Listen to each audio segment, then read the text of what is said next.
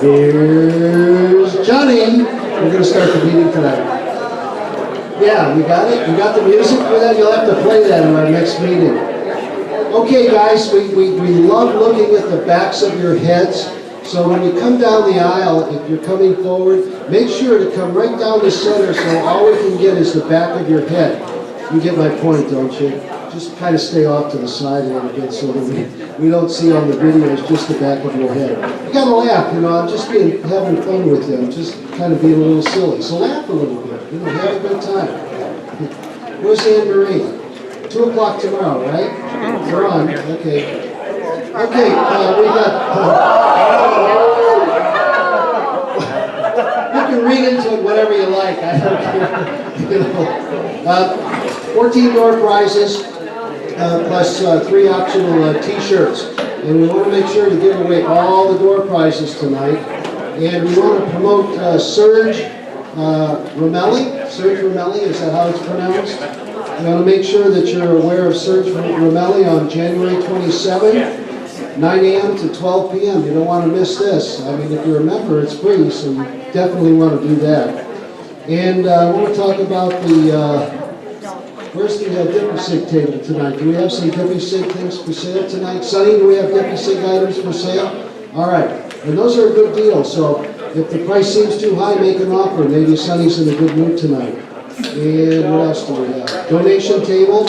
Where's the donation table tonight? Where do we have that set up at? Over on this side, donation table. A lot of free stuff over there.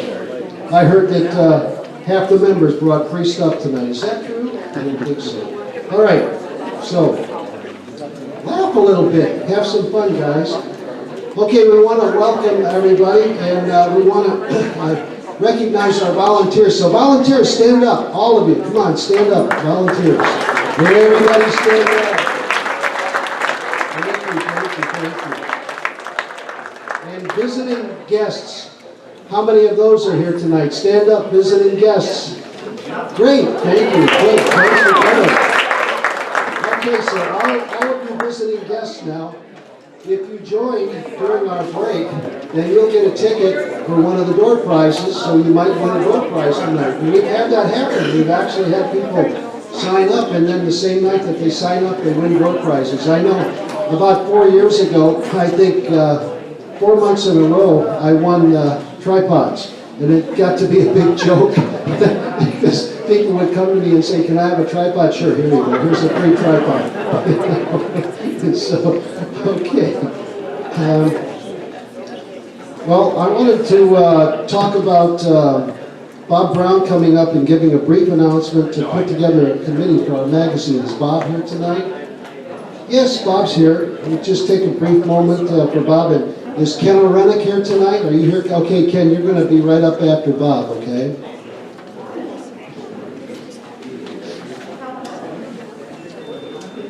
How many members do we have now? Sonny, how many members do we have now?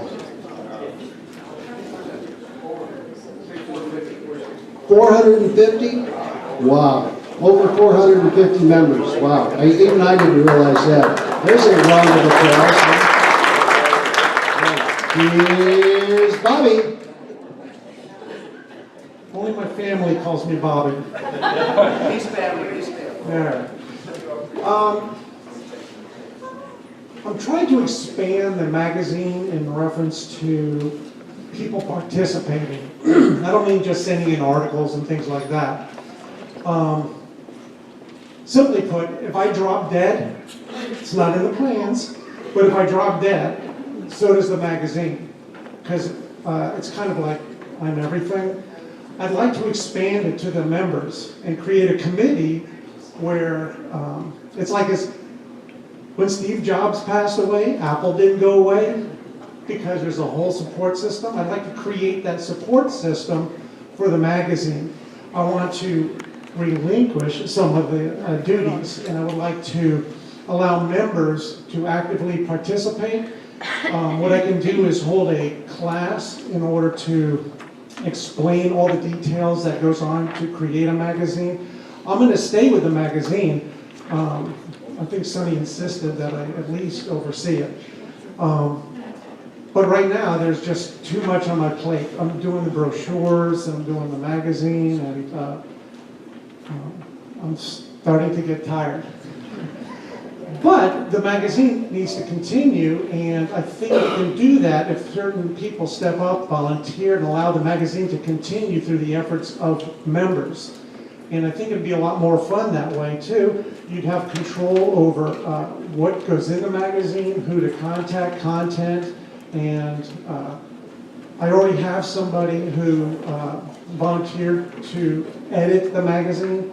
Of course, I'll still continue to edit the magazine until that person is ready,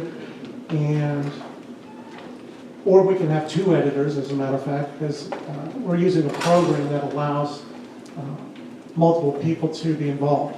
But ultimately, I would like to open the magazine up to members, and I'm hoping you'll volunteer and help with different aspects of the magazine. Please.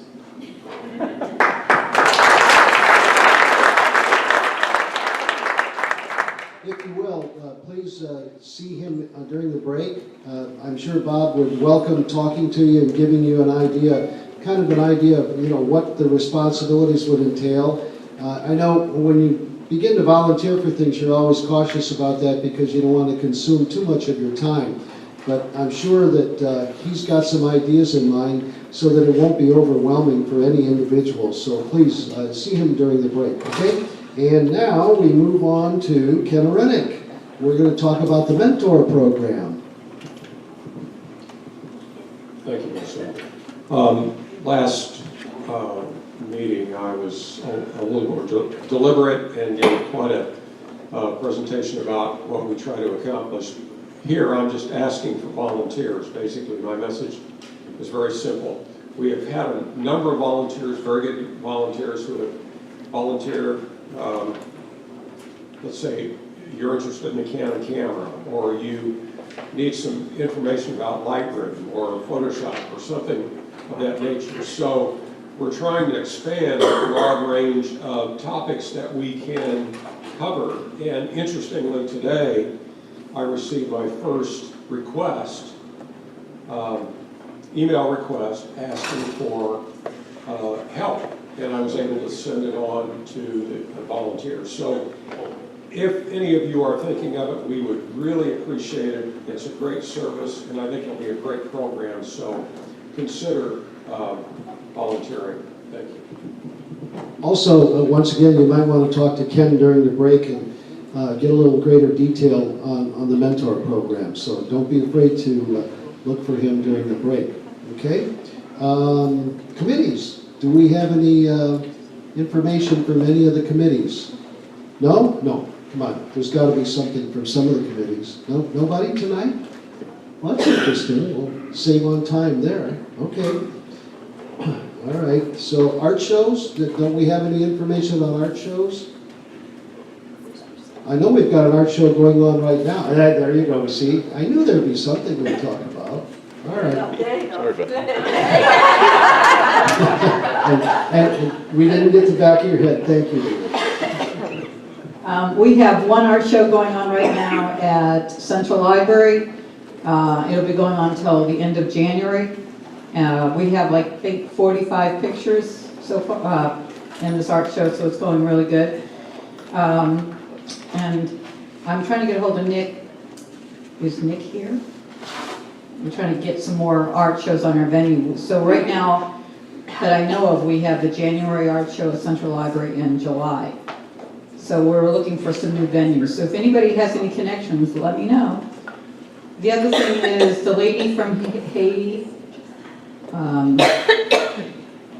Yvette, is looking for someone to help out with her. I think they do a. I'm lost for what I'm thinking. They need an extra photographer to take pictures of them setting up for this occasion. And they need another photographer for that night on January 27th. So if you're interested in helping out, I sent out an email to everyone today. So if you're somebody that's free and like to take pictures, they would appreciate it. Thank you. All right, anybody else? Did you see on your table this evening, theme of the month? I made up a sheet, the theme of the month, so if you want, you can take a picture of that with your cell phone so that somebody else can make use of it as well. Somebody asked me at the last meeting, what's the theme of the month next month? And I said, I don't know.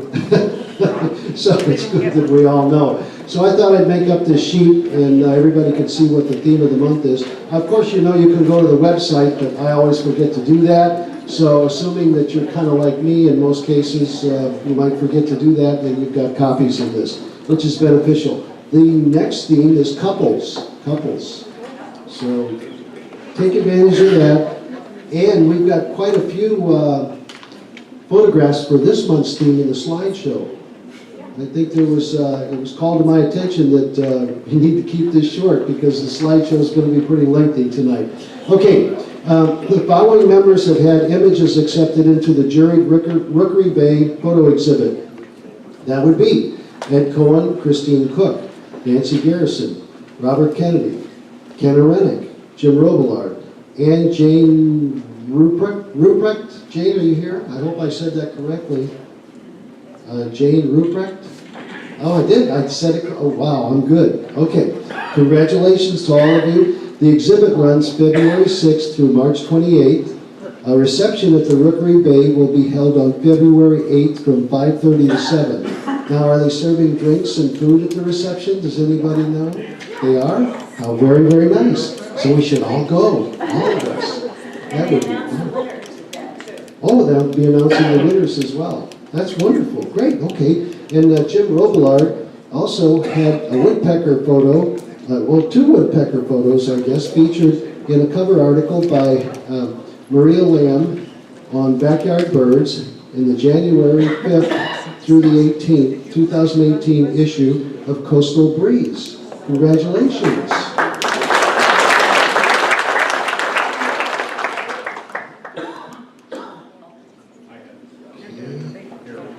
All right.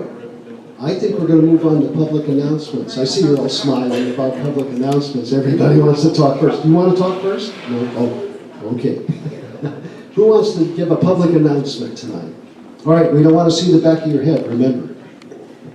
It's not about the slideshow. Need a show of hands for Chili's tonight. Okay, wait a minute. 1, 2, 3, 4, 5. I'll tell them 10.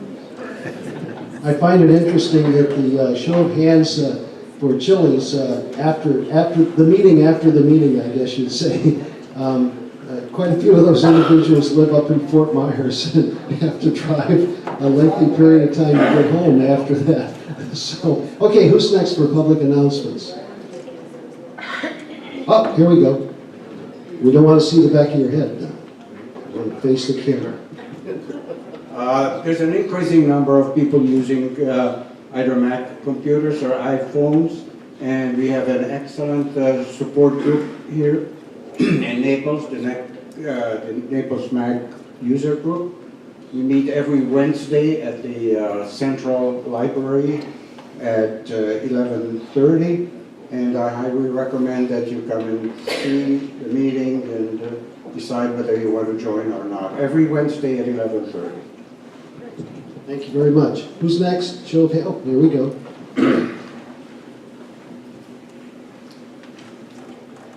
You don't need a microphone. I don't need a microphone. Well, it's the beginning of a whole new season. Good to see you all. I'd like to remind you that we are in the midst of a competition. And like so much in life, you must be present to attend. So get those images in. Thank you. You got that, didn't you? You must be present to attend. I like it. Okay, who's next? Anybody else? Oh, Joe. Okay. I'm not that bad. I can get through. Hi, Anne-Marie. How are you? Looking good tonight, Anne-Marie. You might as well play it up. What the heck? I'd like to know more about that before I talk about my stuff, actually. Hi, I'm Joe Fitzpatrick. I'm with Understand Photography here in Naples. You'll find a list of our upcoming courses and workshops and all here on the table behind me, as well as a sign-up sheet if you want to get our newsletter every couple of weeks. We've sold out our Everglades trip. We do have one opening for our Forgotten Coast trip that'll be April 16th to the 20th. That probably won't remain for long, so if you're interested in that, I suggest you see me about it. We also have the information here for our various online courses, which are on Photoshop, Elements, Lightroom, and what have you. Thank you. All right, who else? Don't be shy. Anybody else have an announcement? Oh, okay, here we go. All righty. We don't want to see the back of your head. The Botanical Garden is having my class again. I think, Sunny, you're teaching there too, huh? Yeah. And I'm teaching, what am I teaching? Oh my Lord, I didn't bring any of the materials. I think I'm teaching in February and March, and it's always on a Tuesday morning. I think I'm starting a little bit later this year, just to make sure everybody gets there on time, like 8:30. But all the information is on the Naples Botanical Garden website, and it's out in the garden, taking pictures and coming in for lecture and presentation after that. And we have a lot of fun. It's a small group, and it was one of the things. It's very inexpensive. I forget how much, and I'm really prepared. There was one other thing. If I remember it, I'll yell it out. Okay, anybody else? Show of hands. Don't be shy. No one else has an announcement? Do you have an announcement? Not tonight. All right, I guess that takes care of public announcements then. Okay, you sure? Last chance. Moving on, we have a program regarding dynamic range of your camera. And Bob Brown is going to head up that program tonight for us. So Bob, if you'll come up, and we'll let you get started on that. What happened to Bobby? Here's Bobby.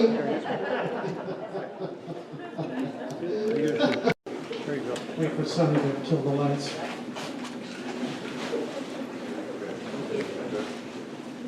Okay, this is about understanding dynamic range, limitations, and really some solutions for that type of situation. Most of the time, you just take a simple snapshot and you're done. But because most shots fit within the dynamic range of a camera, but what exactly is that?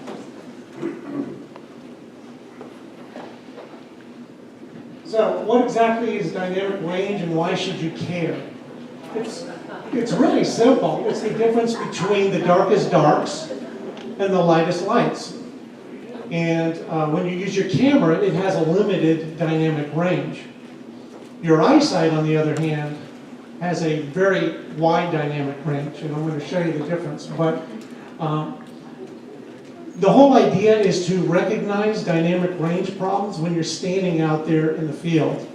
Sometimes you can't do anything about it. If you're like a street photographer, you can take one shot and you get the best reading you can, and that's your shot. But this is situations where you have actual control. Oops. There we go. So again, it's from the darkest darks to the lightest lights. That's 0% light and all the way to 100% light. That means 0% light, there's zero detail. Those are areas that have nothing there. It's just black. Same thing with 100% light. We call that blown out when you take a picture. When you try to bring something back again, but it just gets muddy and gray because you're outside of the dynamic range of your camera. So let's make the comparison between humans and cameras. They're very similar. Obviously, the lens and the eye, there's a relationship there. The sensor and the processor and your brain kind of doing the same thing. One's a little bit better. And you have the end result. Those are not the same, depending on the situation you're in. But this is a high dynamic range situation. And so the camera It can't handle it because cameras only have, a good camera, if you have a full frame sensor in your camera, it's got about 14, maybe a little bit better stops of high dynamic range. I'll go a little bit more into that in a second. But look at the difference between the way our brains process things and the way the camera does it.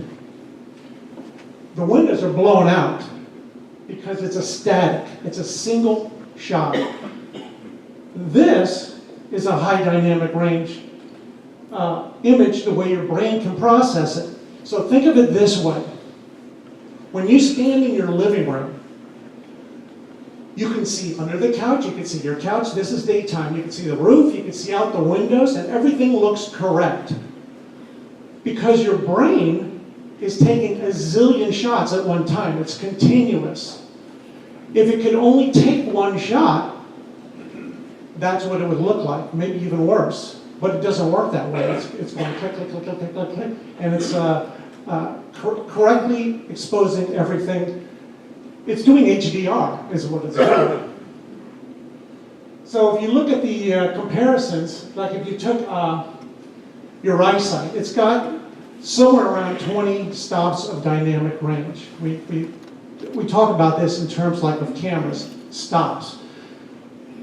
I've read in some places where it's as high as 22, but 20 seems like the what everybody goes by. Cinema cameras, those are around 15 stops. This is a little bit over, but today's cameras, some of them do even better. DSLRs, if you have a full frame camera, it gets around just shy of 15. If you don't have a full frame camera, it gets at 13, 14 in that area. That's still pretty good. I think, what is it, the new Nikon 850, D850, that thing gets 14.8 on dynamic range now. They're getting better and better. And then if you have a compact camera, it gets around 10 to 12 in that area. But it still produces a good picture. So do you need to know the dynamic range of your camera? I think you do.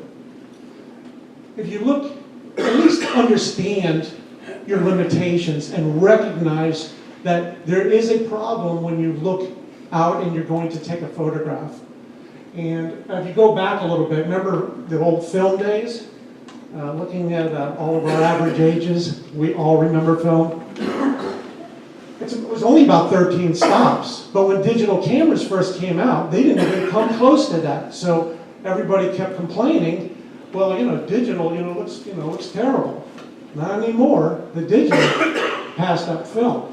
As a matter of fact, Panaflex and Panavision, two biggest manufacturers in cinema cameras, stopped making a few years back film cameras. They're only digital now.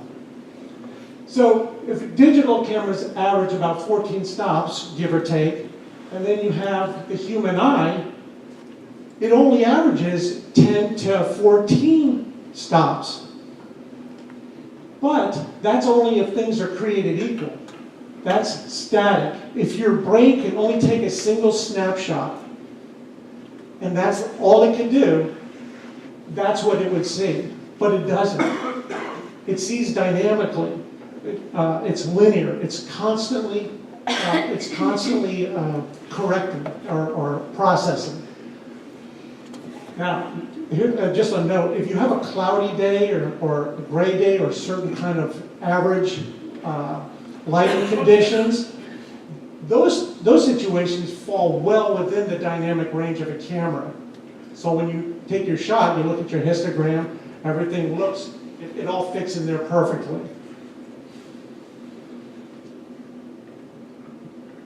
The other thing is, you got to understand the limitations of your histogram. And by the way, the histogram is the single best tool in that camera. I don't care what anybody says. It's fantastic. But don't necessarily be fooled by it, because what it shows you on a histogram may slightly conflict with what you know that's out in front of you. And I'll explain some of that in a second. So in other words, don't be fooled by what you see, but it's usually pretty dead on, except there might be some things there that might fall out of that range. So instead, you got to recognize what you see when you stand there, and we're going to go over some of those things in a second. So the simple solution for high dynamic range is not, a lot of people think that's a program where you go in there and make, kind of like a grungy, that grungy looking image. Well, that is a type of high dynamic range, but that's not what I'm talking about. I'm talking about when you stand there looking at something, you take photographs, and when you get back to your computer, you can recreate it just the way you saw it when you stood there. So the way to do that is you take additional exposures that cover the range that you can't, that your camera cannot cover. So, and I'll show you some examples of that. If you notice a problem with the base shot, take a second meter reading for that area. There's different ways of doing it. You can take different meter readings, but once you understand what you're looking at, you'll already know what to do. You don't need additional meter readings, and I'll show you what I'm talking about here. Okay, forget the image. This is not a world-shattering image. I grabbed it because it fulfills some of the things that I want to talk about. Look at the histogram on every one of these.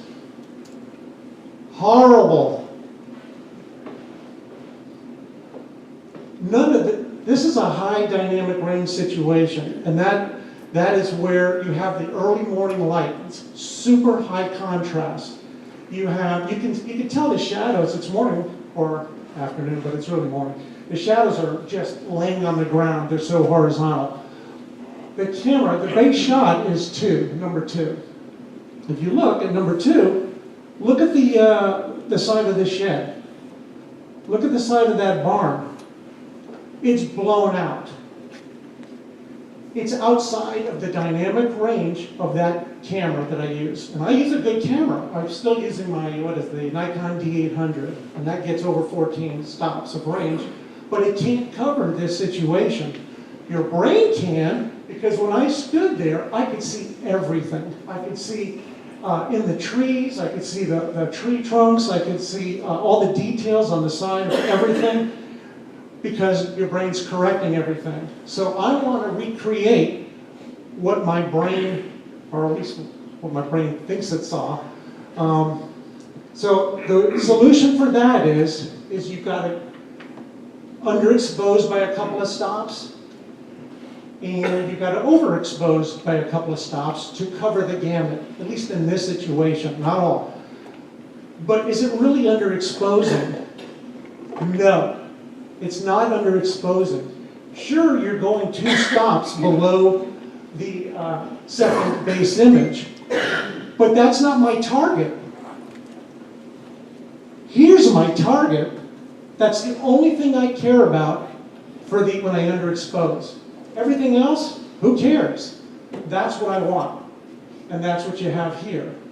This is like a horrible rendition, but if you could see it, this has all the detail in it. If you look here on the side of this, where the sunlight, the early morning light's hitting it, all the detail is there. By overexposing, you're really not overexposing. What you're doing is exposing for another area.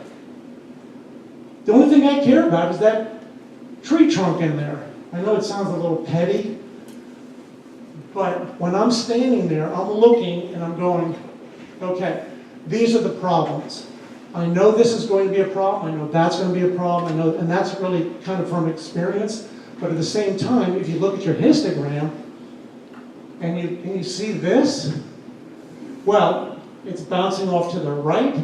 It's bunched up to the left, but not enough. This, if someone came back and showed you that, and you go, hey, there's my shot, you'd go, what, are you crazy? This is horrible. No, it's not. It got exactly what it was supposed to get. This area right there.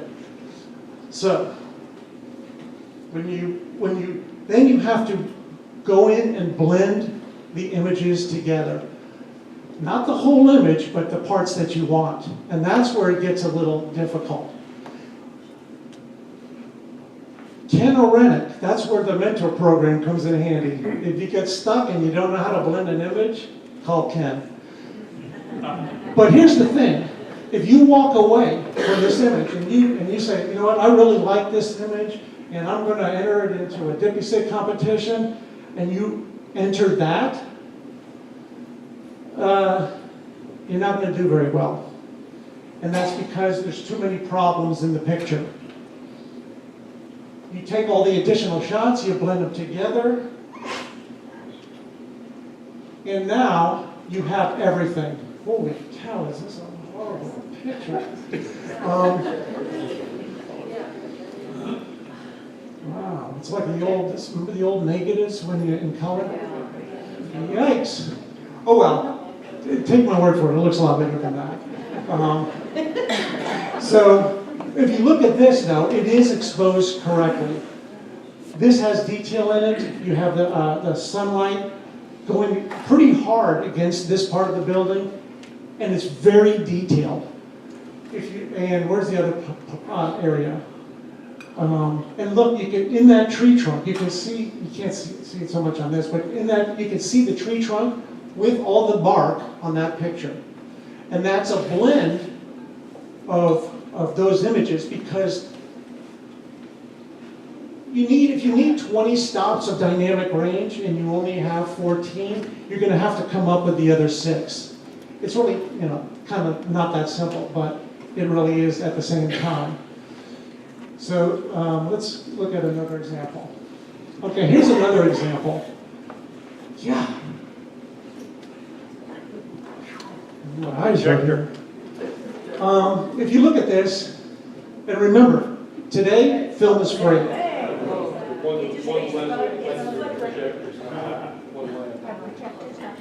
Okay, there you go.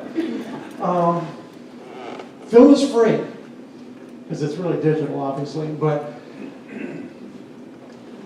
I took several exposures, but I only ended up using 2.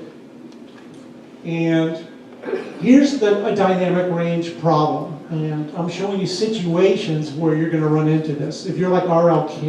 Karen, who does architectural and buildings and things of that nature, interiors, this is what he does. He knows this backwards and forwards. I have my base shot. That's this one.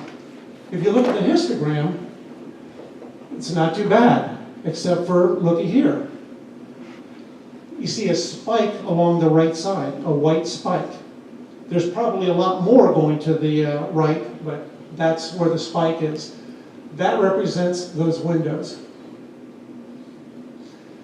Over here, if someone came home and said, hey look, there's my histogram, what do you think? I go, are you nuts? I go, that's horrible, that's no detail. But the only thing I wanted to capture, and you see the white going along the bottom, is the windows. Because the windows are blown out. They're outside of the dynamic range of the camera if you want to include the interior and exterior. So, simple solution. I metered and took a shot of the exterior. I don't even have to meter. I already know daytime you're fine. You just do f8, 1/200th at ISO 100. Your camera breaks, go with that, and you're still going to end up with decent pictures outside if it's partly cloudy or sunny. That's what that is. And then when you blend the 2 together, now look at the histogram. It's kind of like where it should be.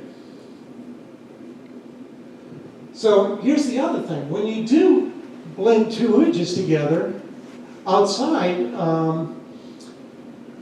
everything looked the same in terms of average light. It looks just like you're standing there. But when you're here, the interior looks correctly exposed, but the exterior looks a little bit brighter, but that's intentional, because when you stand in your living room, you'll see everything perfectly, but the outside will always look brighter.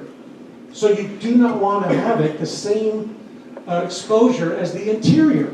the outside has, I'm not saying it's got to look blown out. It has to look brighter and just slightly less detailed. Because if you stand, again, I've done this. I've stood in my living room, and I've looked, and I've looked out the window, and I've tried to not pay attention out the windows, but that's the way it looks.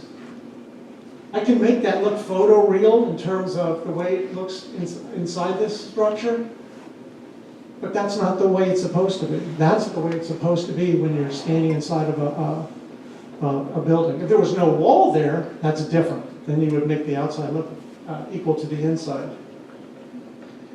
And then,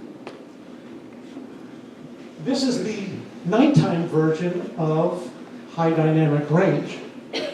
And this is something what I'd like to convey is to think about what you're staring at when you're there with your tripod, or even if you don't have a tripod, think about what you're looking at and start asking yourself, what are the problems I'm going to run into?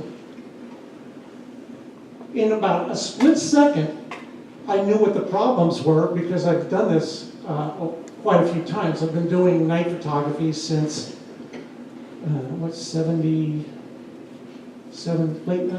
mid to late 70s, I've been doing night photography. But anyway, when I stood right here with my wife, and it's early morning, notice the nice wet roadway. That wasn't planned. Has anybody been to Mackinac Island in Michigan? No? Yeah. Okay, all right. I know there's people from Michigan here. This is where you go to retire, right? So, on this island, there's horses, motorized vehicles are not permitted on this island, and there's nothing but horses. And they're crapping all over the place. So the place smells like horse fudge all the time. So no matter where you go. But you get kind of used to it. So anyway, when I came out there, I'm going like, hey, the streets are wet. Hey, this is great. And I looked up in the sky and it was perfectly clear. And I'm like, I was so confused. I'm going, the horse poop. The cleaning truck sprayed the place down, cleaned it all off before the next day. And that's when I came out there. Okay, so when I stood here, I already knew what the problems were going to be, where the dynamic range limitations were based on my camera. If you look at the first shot, the 13-second shot, that is the base shot. That shot correctly exposed the general composition of the image. But I know from experience that those windows, they're going to get blown out. There's nothing you can do to recuperate those windows.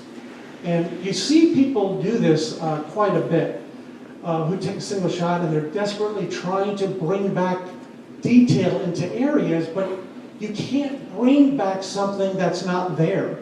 And this is what I was talking about earlier with 0% or 100%. When you hit that 100%, that's it. It's a white painting. That's all it is. So if you look inside those windows, and I don't know if you can see it, but there's lamps up there, circular lamps that run along the street lights, but they're circular. Well, they're kind of blown out also. So, what's the solution? The 4-second shot. Now, if you look at the 4-second shot, you would say, well, that's kind of underexposed because now things are getting dingy and whatever, and here's the histogram for that one. But that's a good histogram for what I wanted to do. And the only thing I wanted was the street lamps, the lights along the windows, and just little odds and ends that go along there, like in the frontage of some of the buildings where there's bright light. Okay, and the combination of those two allow for a full dynamic range. You're doing in multiple shots what your brain does automatically. And then you got to come on home, and then you gotta process them and blend them. Again, if you don't know how to blend them, I wouldn't even worry about it. I take the shots anyway, because sooner or later, when you do learn how to blend images, you'll have it. If you don't have it, you can't fix it, even if it's down the road. So, and there is a learning curve, but you know, it's well worth it. So when you finally, oh yeah, and plus there's the stars. Talk about outside of the dynamic range. That is so far out of the dynamic range of, look, it took a 25-second exposure to get the sky correctly in a whole separate shot. So when you blend them together, this is what you end up with. If you look now, again, remember the windows for daytime, how they should be a little bit brighter? The same thing applies at nighttime for these windows. They still should be a little bit brighter. But look at the difference though. They're brighter with detail. And they're within the dynamic range now of that 20 stop that your brain can see. Because when I stood there, I could see all of that, and I knew it could be there. But look at the difference in the lights. Every one of those lights have detail, but you don't want a light with detail that doesn't have a glow. So you have to maintain the glow on the light because lights have a glow. I mean, if I could have stopped it down even more and made those crisp lights like edges on them. But that's not the way lights appear. If you want to duplicate what you saw, you have to make sure you include the glow with the lights. The same thing with, a lot of people do with the moon. I'm going to sidetrack. The moon also has a glow, so when you cut and paste the moon, make sure you include a glow. So essentially, that's pretty much everything. So the takeaway from all of this,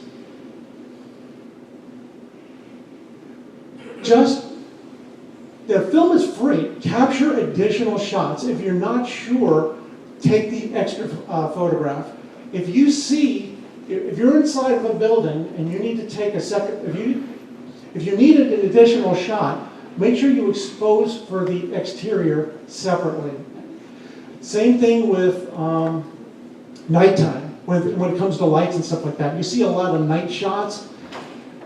Parts of that picture are for nighttime, when you do architectural and you see riverfronts, most people, part of the image is blown out where all the lights are. All you have to do is take an additional image I keep saying underexposed, but properly exposed for a certain area.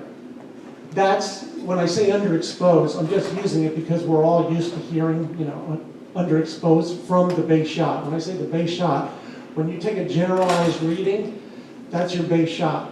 And then from that point, you have to make a decision. Do I need to include additional shots to get details in these rocks or wherever it might be? If so, open it up a couple of stops, take the shot. If you need more detail in the lower end of things, take out a couple of stops, meaning lower it a couple of stops. So it's as simple as that, and then you can blend it later. So that's kind of pretty much it. We have time for questions. I'm not answering any questions.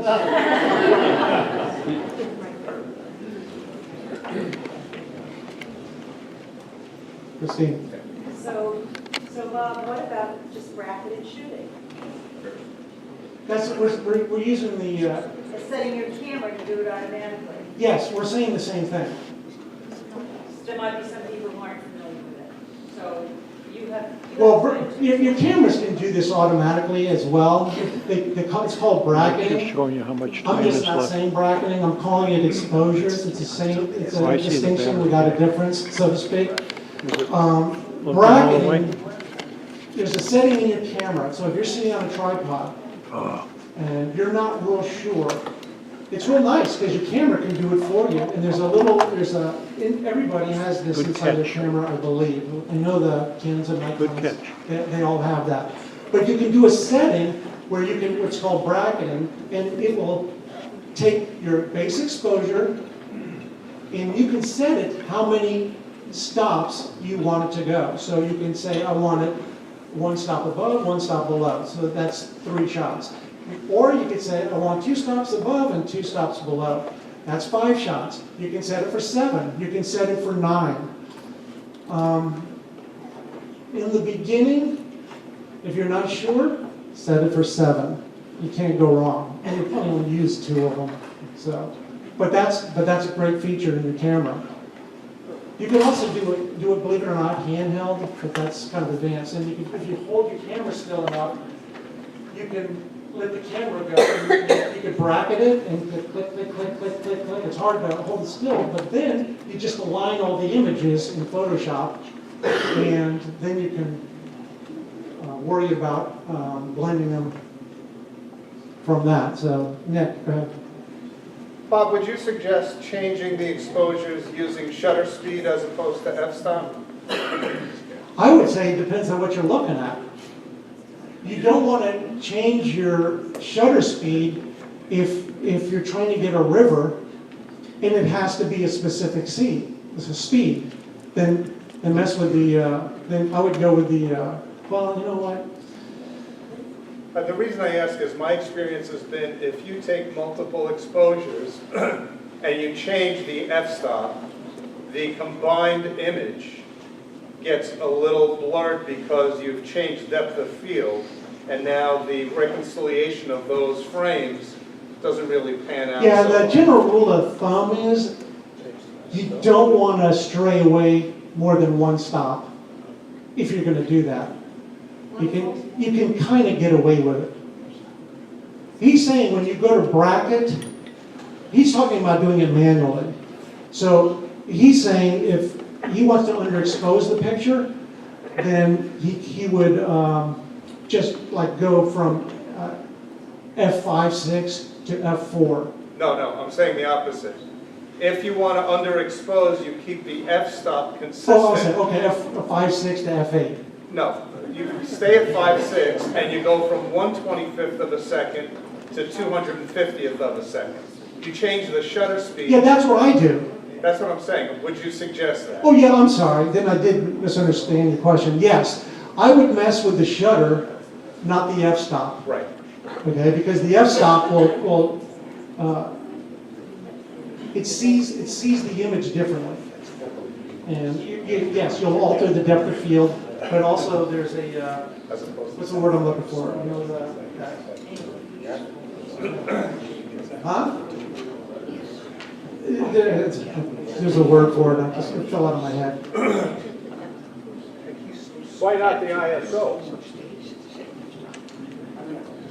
Well, technically you could do the ISO, but you want to maintain consistency. You're going to have a different grain and stuff like that, but you can do that. You can change the ISO, but you got to think about how much do you want to change that ISO? Because as you start going up, you start getting, you don't want to get annoyed. If you're at 100 ASA, you don't want to be at 6,400 to get what you want. Because one's really noisy and one's pretty clean. It's just so simple. Just stick with the time on it. I have 2 questions. When you use the camera to do bracketing, is it changing speed or is it changing f-stop? It's changing shutter speed. Yeah, it changes the speed. Okay. The speed. Okay, the second question is, you showed 3 pictures, or 3 exposures that you did. If you did use the camera to bracket 7, and now you want to blend them, do you still pick the 2 or 3 you want, or do you blend the 7? No. You just pick the ones you want. Okay, thanks. It's like whatever does the job, that's the one you take. If it takes, usually you'll only use 2 images or 3 at the most. But it's better, like I said, it's better to walk away with more than less, because once you leave, you can't redo that. Thank you. Bob, cameras, at least for the blown out places, we have these blinkers that appear. And what I've done occasionally is keep changing in this case, the speed until the blinkers disappear. Do you think that makes any sense? Yes and no. I think a lot of that can be done with exposure compensation, but I don't want to really move in that direction. If you get the blinkies, that's what they refer to that as the blinkies on your histogram. That means there's areas that are not exposed properly. If you can't reconcile that, it's outside of the dynamic range of your camera. And if all you're doing is kind of shifting the problem around, instead of just resolving it, just take another shot in each direction if you need it. Can I Yeah. try that with Harold? So Harold, if you had the sky up here and a river and forest down here and you're up on this hill, the sky's going to be really bright, right? So you're going to pull that exposure down and get rid of the blinkies. But the problem's going to be, which is what Bob's talking about, is those shadow areas in that forest and in that tree is going to go dark. And you can't get that back in Photoshop or in Lightroom by just, taking the exposure brush or whatever and painting that in, because you'll get a lot of noise. And so what blending and dynamic range is about is figuring out which exposures you may need. You're going to need one for the really bright parts, one for the really dark parts, which is going to have a lot of light in it, and then your normal exposure. And then you are manually, or you can do it in HDR software, Photomatics or whatever, but the manual works better because you have more control. And so you're taking the best of the bright, where it's properly exposed, the best of the dark, and merging that into the center one. And so, it can be, as Bob used in this example here, it's the windows are blown out, so that's the part. But if you would look at it as one shot, along the bed and under the table, that's all black in the shot where the exposure for the windows is correct. So it's really about figuring out what three exposures, if you will, you need to blend together. And the problem with using the bracketed on the camera, you should start with that, because it'll be a set amount, 2 above, 2 below, or 3 above, 3 below. But that might not get what you need. What you really need to do is let it do that, and then go back and look at those, because what you may find is that the sky is still blown out, if you're doing a sunset and you really want some detail in those clouds. So you may have to take a 4th exposure where it might be 5 stops under in order to get the detail. And all you're going to do is paint that one little cloud in. And so that's what dynamic ranges in blending is. Can you do it manually? Yeah, that's fairly advanced. And that's basically what HDR software does, but you have no control over it. It's just doing a set for you. Yeah, along with what Jim just said is, and this is like he was saying, what if the 9 doesn't cover it? The 9 didn't cover it. This, I can't quite read it from here, but I think it's 1.4 of a second or something. But this is a 200th over here. They're light years apart. So that wouldn't result by if you change your EV meter, you're just shifting the problem from one side to the other, which is exactly what Jim was saying. Art? I haven't tried this, but do you think live view would be a good way to do that? To change the speed so that you're getting all the different dynamic ranges? Well, you could do it live. You could do anything in live view, sure. But it doesn't correct. Yeah. It just gives you live view. Think of live view as just it's just like a TV screen showing. Yeah. You're still going to have, it's not going to give the camera any more dynamic range. Does it allow you to see the blinkies? Maybe, maybe not on your camera. So you really still need to look at the histogram of the scene and say, how am I going to get detail in that bright part and how am I going to get detail in that shadow part? Yeah, and I don't bracket using the automatic. I do it the way Jim mentioned, is everything's manual. I just do it manually. You want to get to the point where, and Jim's like this, he could just look and go, okay, that's going to be a problem, I need to do this. That's going to be a problem, I need to do that. That's where you want to be. So this is a very simple version of, I need to do this, I need to do that. Interior, not a problem. Exterior, that's a problem. Because that's the problem right there. There's the solution. It only required one shot, yes. What metering are you using when you're doing it? What metering? Are you matrix metering? Are you spot metering? What? Well, I always leave mine on spot meter, but sometimes I just know when I look at it. Like this, I didn't meter anything. I just set it to 1200 F8. 1200 F8 ISO 100 because that's what I was using. But I did meter for the room. And what I do is I kind of hold the camera by hand first and get kind of the kind of gray, medium gray area, meter on that, and then just throw your camera on the tripod and go to town. Would you consider sunrises and sunsets to be dynamic range situations? Yeah, I already showed you one of those. Any special approach to those? There it is right there. Yeah, that is the approach.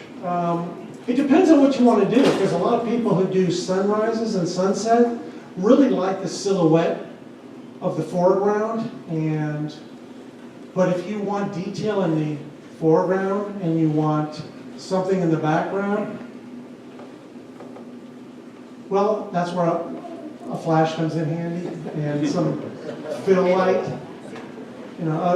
Otherwise, the sun is really powerful. It's really hard to overcome. So, but I showed you the solution for this. This is a very strong light in the morning.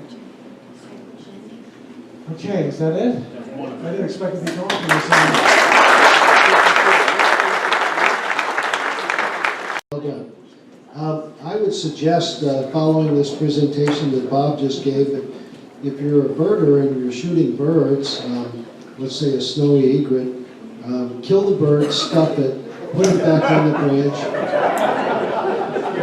Well, it's going to move. Well, what are you laughing at? Okay, question? Marcel, I'm speaking next month, and it's about my workflow. And so what the talk is going to be is I'm going to take a bird photo from the raw, and I'm going to take you through, the things I do on a bird photo. What we're really talking about here is then the second example is going to be a landscape photo, which will be high dynamic range, how you blend it, how you can use luminosity mask if you want to do it that way, but basically how you take an image from and put it together to get that.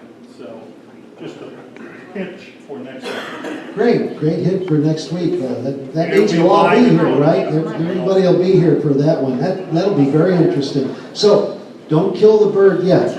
Okay? Is Melanie DeGraff here tonight? Melanie, are you here? We've got a couple of library items that we need to have returned. I'm sure she just forgot, but if anybody knows Melanie or you're a friend of hers, you might mention to her to bring back those two library items. And it's easy to forget those things. All right, I wanted to mention tonight, before we go to our break, don't forget at the end of the meeting to wrap up that little string that's hanging around your neck and stick it inside the plastic pouch. Because if anybody turns in their little plastic badge without the string inside, I'm going to get killed. So you guys have to do that, okay? All right. And also, don't forget during the break to stop and talk to Ken Orenik about the mentor program, which I think is extremely interesting. Should get some information from him. And then, of course, talk to Bob Brown about our Dpi Sig magazine, okay? All right, I think we're about 2 minutes early, so you get a couple minutes extra. We're going to take our break now.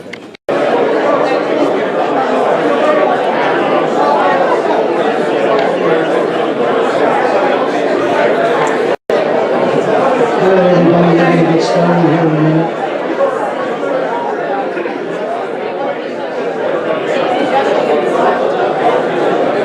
Okay, here we go. We're going to start. What are we going to do tonight?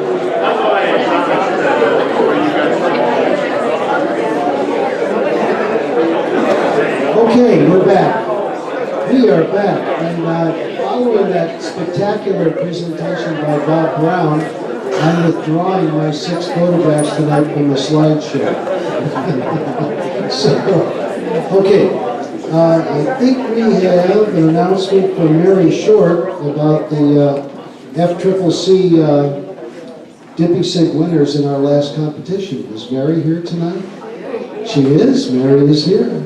It's your turn.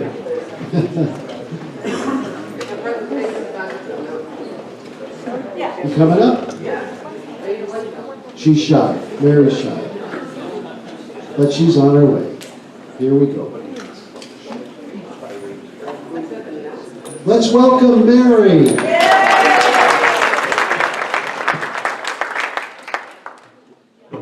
Feeling a little under the weather today, sorry. Again, I'm going to apologize for the quality of these. For some reason, my last update doesn't allow me to download, so I had to work from thumbnails, so they're not going to be maybe as clear as they should be. This is from the 3rd digital competition from F3C.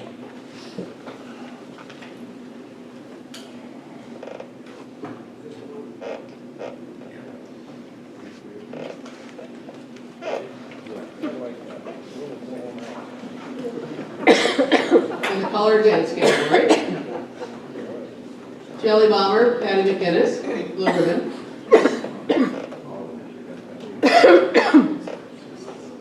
Watching, Ron Perkins, blue ribbon. A Little Privacy Please, Patty McInnes, blue ribbon. Edge of Light, Gregor Presley, blue ribbon. Andy's Afterglow, Art David, blue ribbon. Like Mother Like Chick, Ed Cohen, blue ribbon. Fancy Feathers, Jennifer Brickman, blue ribbon. First Date, Glenn Dillon, blue ribbon. John Ford Mesa, Ben Cart, blue ribbon. Serenading, Maria Dillard, blue ribbon. Vaulted, Christine Cook, blue ribbon.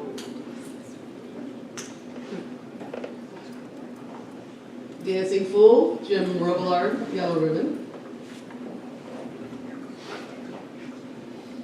Evening Flow, Ron Perkins, yellow ribbon. Jelly Arabesque, Christine Cook, yellow ribbon. It's not chopped up. Just knock it up. Ready to Ride, Ken O'Rennick, yellow ribbon. Starburst, Maria Delaire, yellow ribbon. Twirling Competition, Jennifer Brickman, yellow ribbon. Two Good Turns, Diana Kaleo, yellow ribbon. Winter Shade of Tail, Diana Kaleo, yellow ribbon. In the beginner color category, Close of the Day, Hilda Champion, blue ribbon. Playa de Guerrero, Hilda Champion, blue ribbon. Farewell to Summer, Dottie Danforth, yellow ribbon. The whole bison is in that Yeah, I know, I apologize. Just to let you know. I had to work through the thumbprints. And there's more to the title too, but it was cut off in the file. So, I'll show you how to do it better. my computer has allowed me up to this point, but I had an upgrade. Oh, okay. And something went awry. And at 2 o'clock in the morning, I was not having luck. Gotcha. Sorry, it gives us an idea. Grand opening, Helene Scurry, yellow ribbon. In the creative category, in the light, Evelyn Perez, blue ribbon. Ice Queen, Jennifer Brinkman, blue ribbon. Earphones, Richard Shoemaker, yellow ribbon. Gold Spun, Nancy Garrison, yellow ribbon. Translucency, Evelyn Perez, yellow ribbon. In the documentary category, Dancing in the Mist, Dottie Danforth, yellow ribbon. Look at Me, Dottie Danforth, yellow ribbon.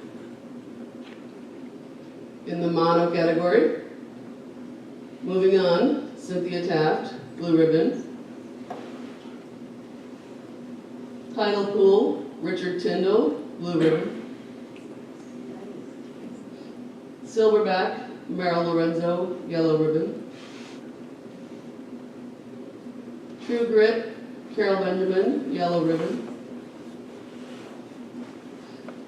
In the closing funny, should I tell them I'm here? A couple other announcements.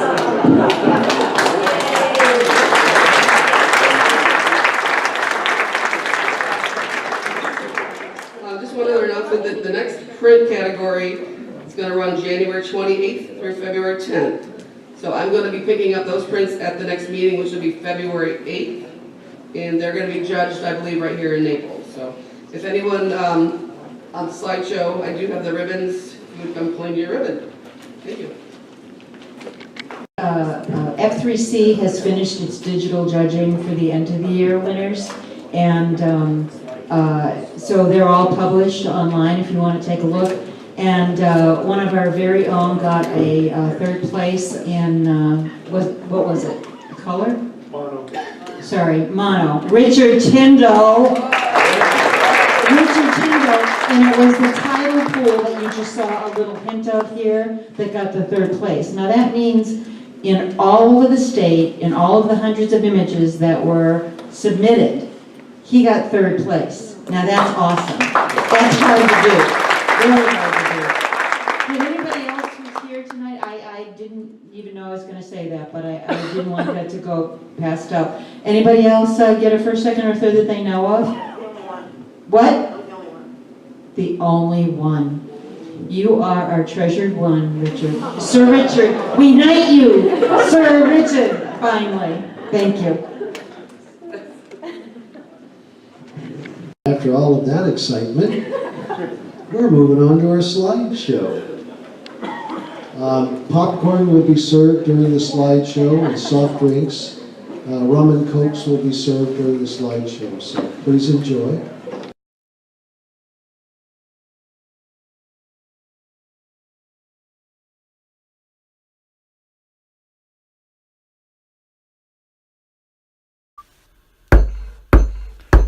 Who is it? Hello? I'm here for the Dpi Sig meeting. Oh, give me land, lots of land, under starry skies. Don't fence me in. Let me ride through the wide country that I love. Don't fence me in. Let me be by myself in the evening breeze. Listen to the murmur of the cottonwood trees. Send me off forever, but I ask you please, don't fence me in. Just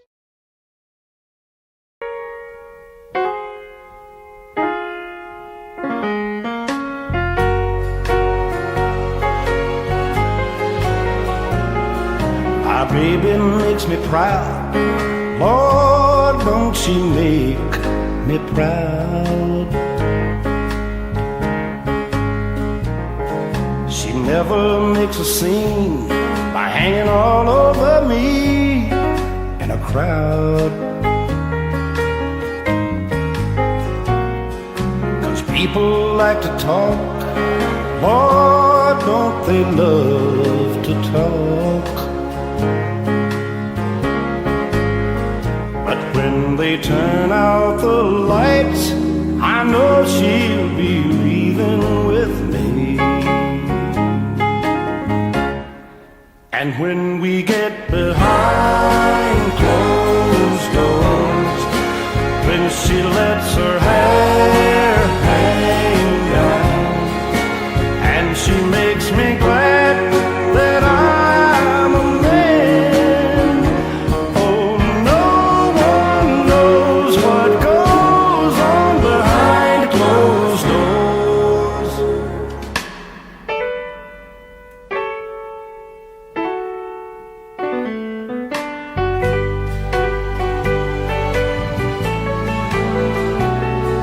My baby makes me smile, Lord, don't she make me smile. She's never far away or too tired to say, I want you. She's always a lady, just like a lady should be. But when they turn out the lights, she's still a baby to me. 'Cause when we get behind closed doors, then she lets her hair hang down, and she makes me glad that I'm a man. Oh, no one knows what goes on behind closed doors. Behind closed doors.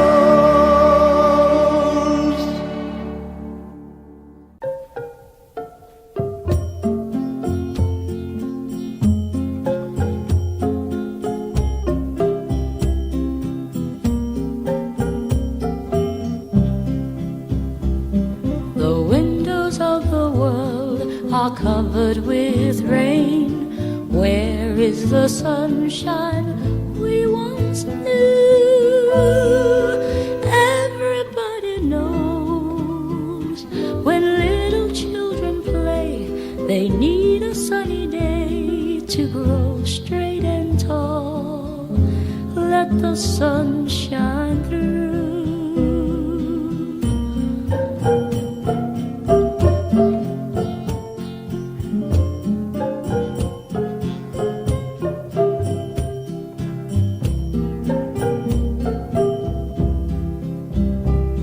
The windows of the world are covered with rain. When will those black skies turn to blue? Everybody knows when boys grow into men, they start to wonder when their country will call. Let the sun shine through.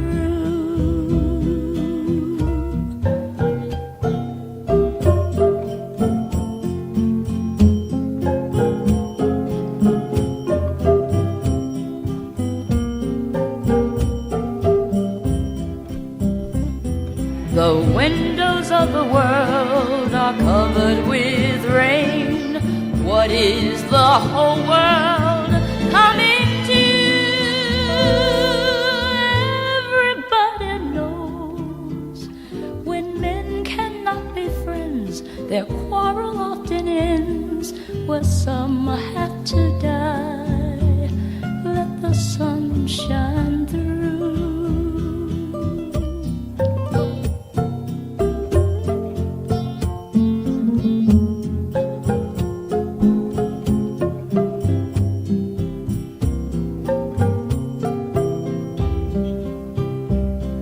The windows of the world are covered with rain.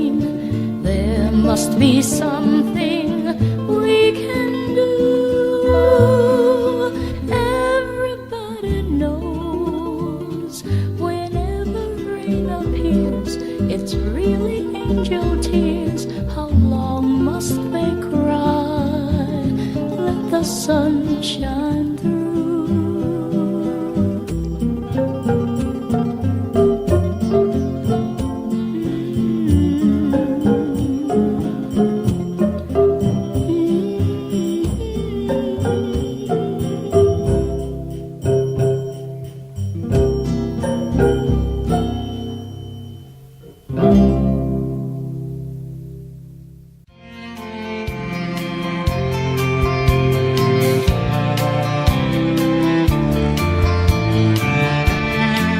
Didn't know what I was missing until you arrived.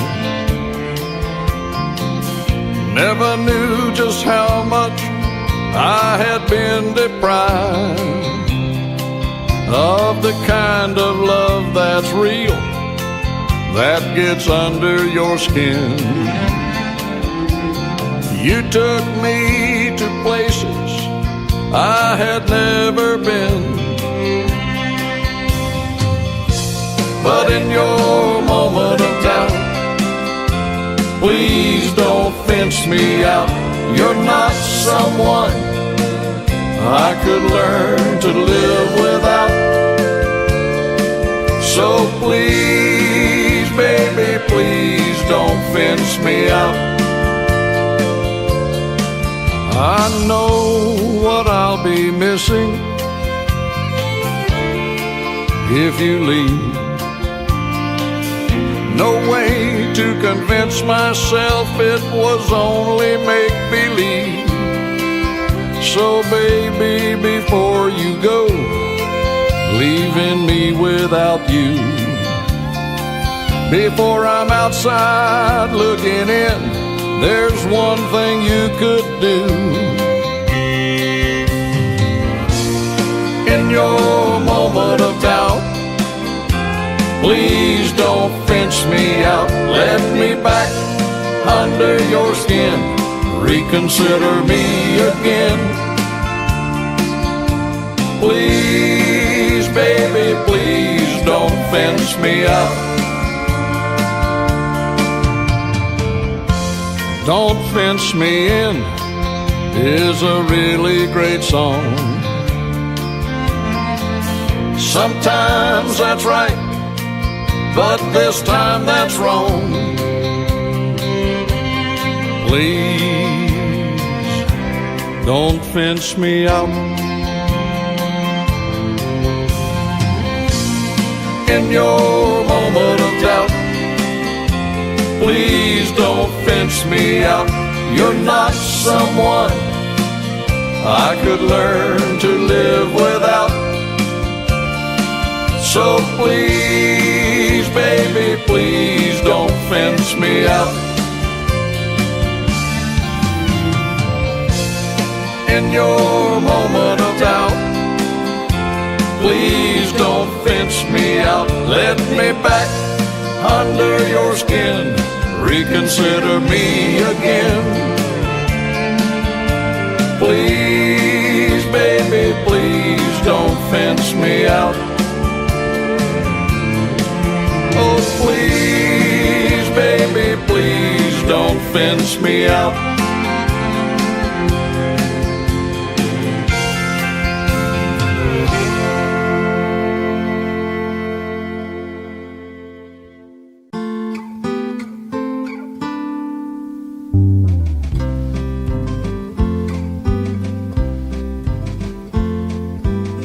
Sitting on the corner where the dandelions have gone to seed and blown away,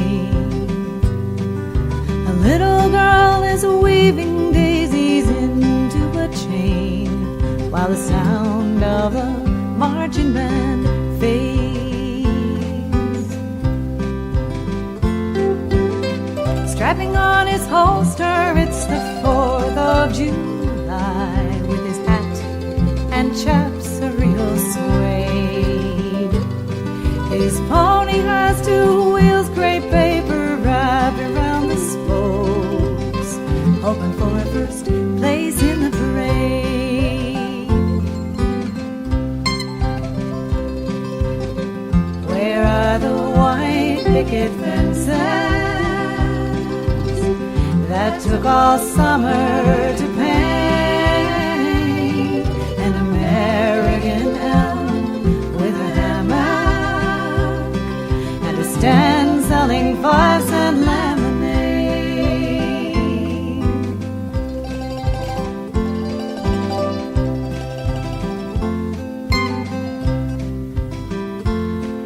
In black patent leather shoes and white cotton gloves, mother and daughter's elegant lunch. On the escalator to the 12th floor and back home with a new hat, doll clothes on the bus.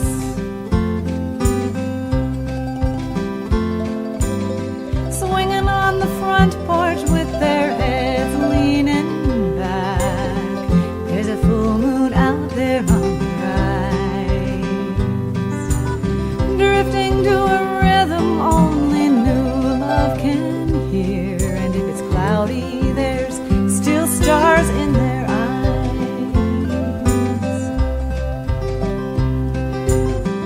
Where are the white picket fences that took all summer to paint an American elm with a hammer and a stand selling 5-cent lemonade?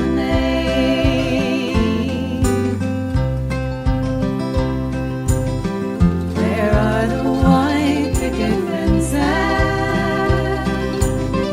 that took all summer to paint an American elm with a hammer and a stand selling 5-cent lemonade?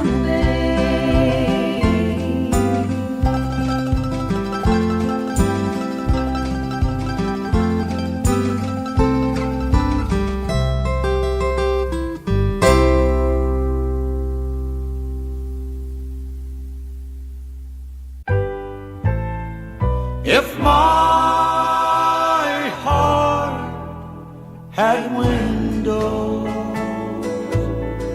you'd see a heart full of love just for you. A tear may appear when I hold you near, but that's for the sweet things you do. If my heart had windows, you'd see a heart full of love just for you. By your side I will stay till we're old and gray, reminiscing young moments we knew. If my heart had windows, you'd see a heart full of love just for you.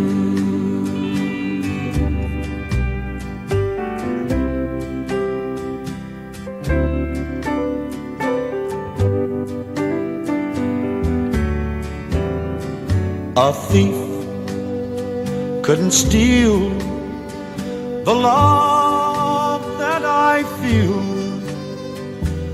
Heaven for me has come true.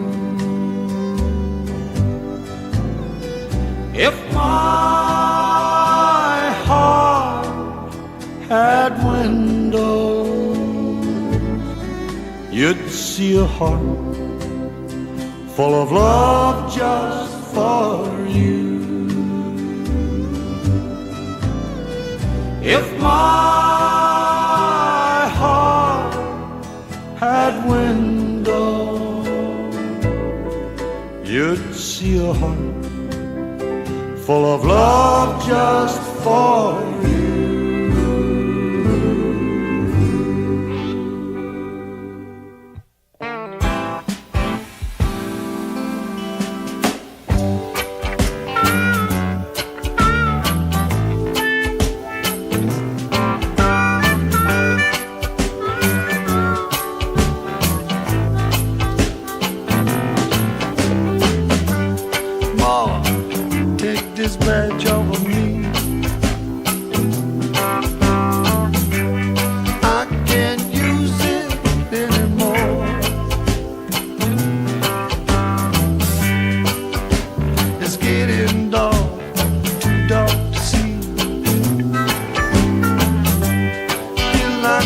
knocking on heaven's door.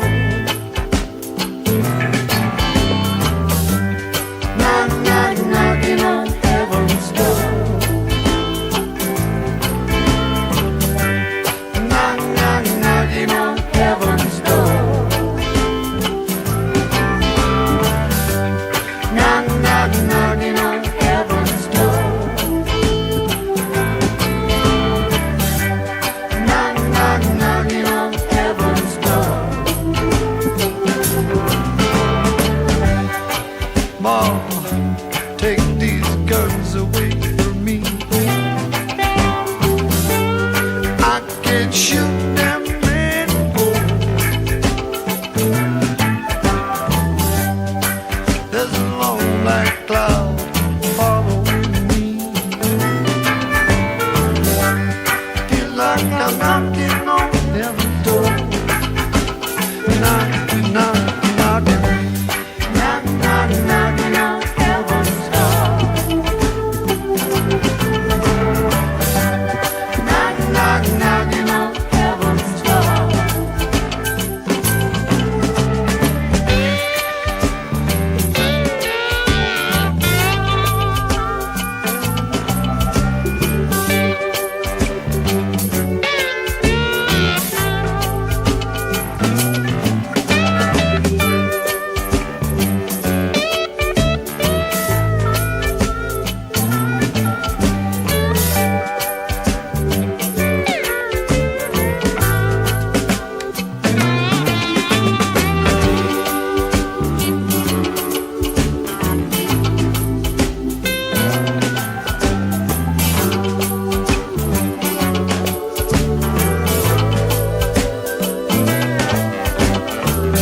Mom, take this badge off of me.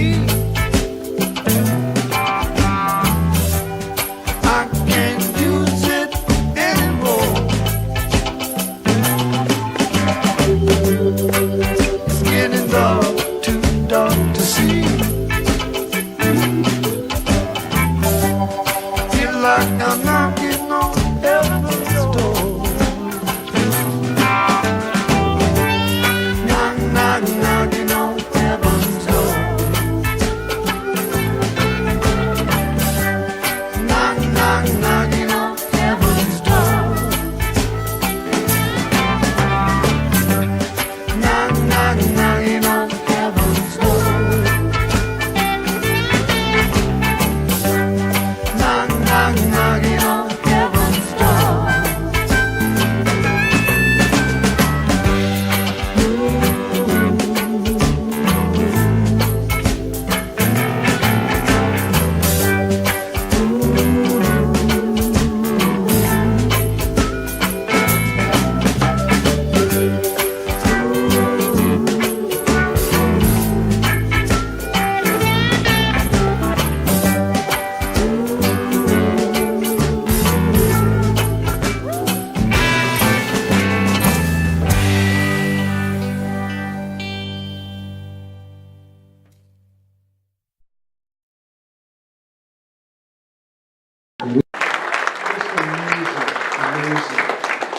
And I'll tell you what else is amazing after that show.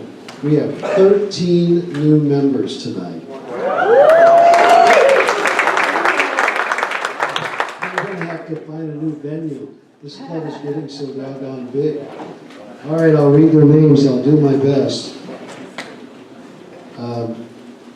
Gary Kienzig, Janice Bird, Bill Dietrich, Donna Sutton, Nicholas Pines, Lauren Ordell, Arthur Goldstein, James Allen, Dave Baxendale, Rich DeBella, F. Embry, Lorraine Tyre or Tyre, I'm not sure, it's T-Y-R-E, Jeff Sherman. Congratulations, guys.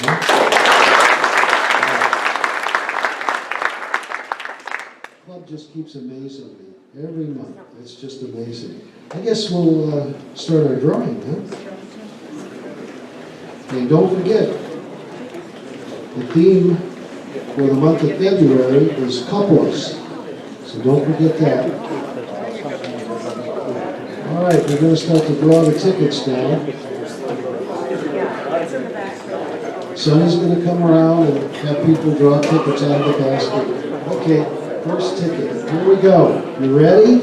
Oh, by the way, I don't know, I may have forgot to announce it, but one of the prizes tonight is Sonny's boat. Oh, it's not? Oh, okay. All right, first set of numbers.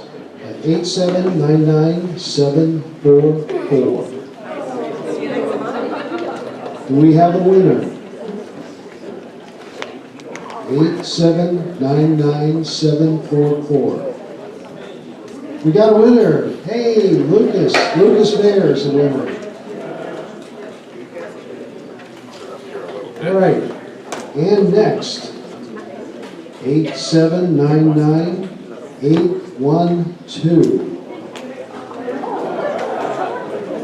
Got one. All right. Moving right along. 13 door prizes tonight, plus the 3 T-shirts. And don't forget about Serge Ramelli on January 27th, 9 a.m. to 12 noon. Okay, here we go.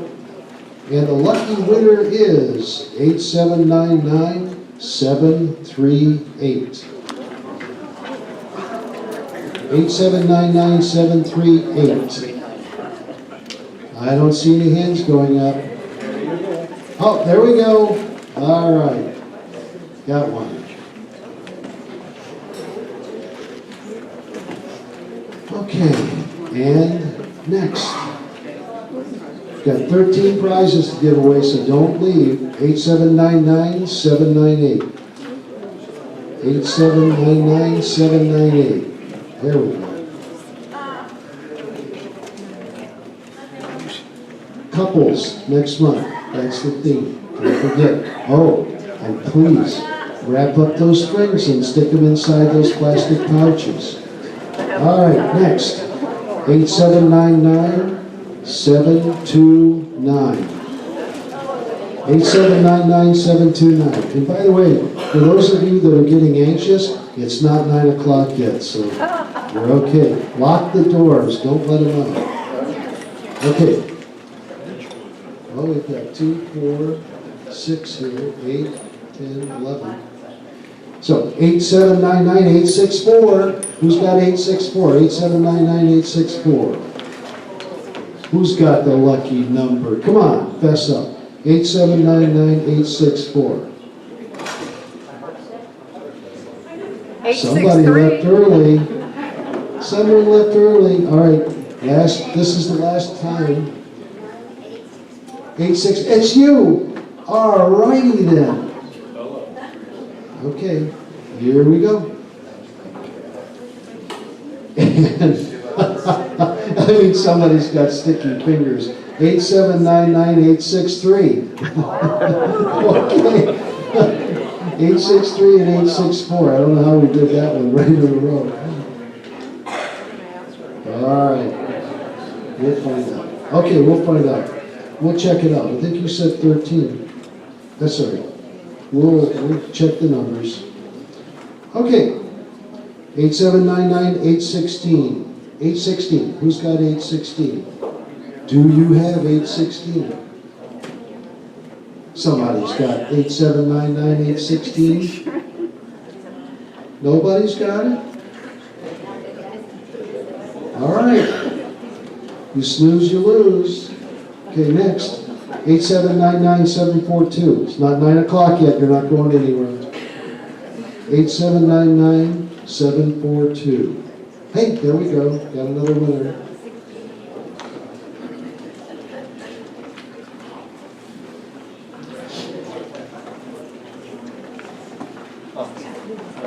I don't think I've ever announced that many new members in one meeting. That's pretty incredible.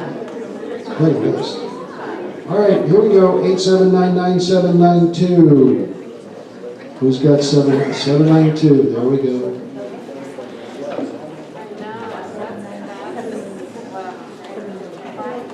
And 8799 794. Yay! That's pretty exciting. She won Sonny's boat. Sonny, that's the winner of the boat. All right, we're going to check now and see how many prizes are left up there, and then we'll call the next few tickets here.